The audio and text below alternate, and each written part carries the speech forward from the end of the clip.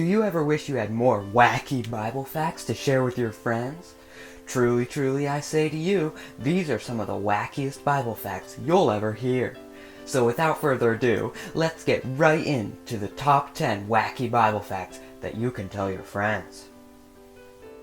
Number 10. Did you know that Jesus had 2 disciples by the name of Judas? Well, you do now. There's the infamous Judas Iscariot and the much more obscure Judas Thaddeus. Although we commonly refer to Judas Thaddeus by various other names, such as Jude, Jude of James, Jude Thaddeus, or Lebbaeus. Probably because the name Judas has such a bad reputation, if you know what I mean. Number 9. Speaking of name mix-ups, did you know that the name Jesus and the name Joshua are just different translations of the same name with the same meaning? So instead of getting annoyed at Mexican people for naming their kids Jesus, just remember everybody you know named Josh. Number 8. It's a well-known fact that when Joseph of Arimithia was a boy, his father gave him a coat of many colors. His brothers didn't like the favoritism, so they sold him into slavery in Egypt. They doused his coat in blood in order to convince their father that Joseph was dead. Later, everything turned out fine for Joseph, and he famously married Mary and was sorta Jesus' father. Jesus was even buried and then resurrected in what was supposed to be Joseph's tomb. Wow, that's a lot of famous Bible stories in one man's life. But what's really interesting is that we still don't know what happened to Joseph's colorful coat.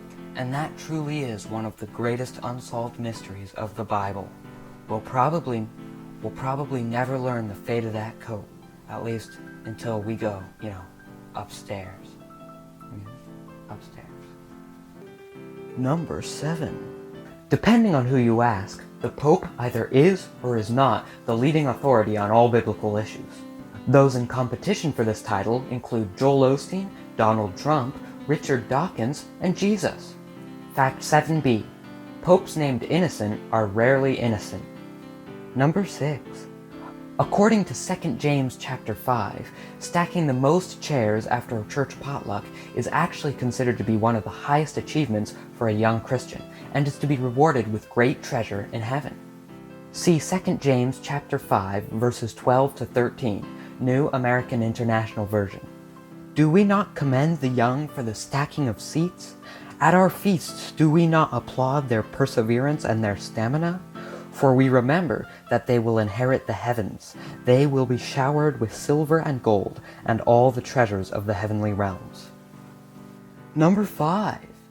According to a survey held in 2008, roughly 40% of Sunday school teachers believe that VeggieTales should be admitted into the biblical canon. And they're right. Number 4.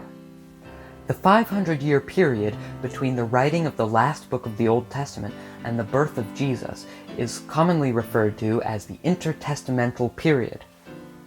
During this period, Martin Luther published his 95 Theses, which caused the Great Schism, also known as the Protestant Reformation.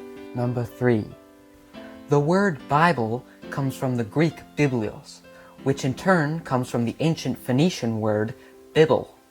Coincidentally, the Aramaic word Bibble translates to the imperative sentence, "Contact me." This is a reference to Seo Bibble from Star Wars Episode 1, A Phantom Menace. You must contact me. Number 2. Millennialism. Do you know what millennialism is? No, it's not the philosophy of eating so much avocado toast that you just can't afford to live. Millennialism has to do with the millennium.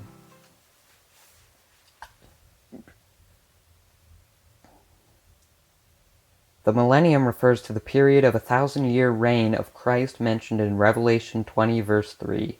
The exact timing and nature of what is meant by the millennium is debated between three viewpoints: amillennialism, postmillennialism, and premillennialism. This passage is notoriously difficult. The different eschatologies associated with the millennium relate to the timing of the return of Christ regarding the 1,000 years, and what is the precise nature of the millennium.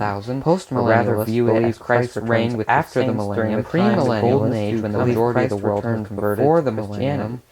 This article examines some of the details and characteristics of these three views of the millennium. Is the field of Christian theology which concerns the study of last resurrection. It is the rapture, Christ's final return, the eternal blessedness of the redeemed with regard to the and the eternal punishment. There has been a wide diversity of thought among Christians from the very earliest centuries of the Church. The various Number 1. There's been much debate throughout the years over what the best Bible translation is.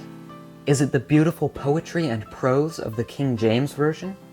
The word-for-word accuracy of the New American Standard Bible? The easily readable and comprehensible text of the Good News Translation? The Picture Bible?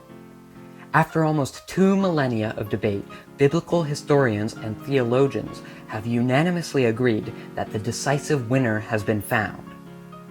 It is the unofficial Holy Bible for Minecrafters.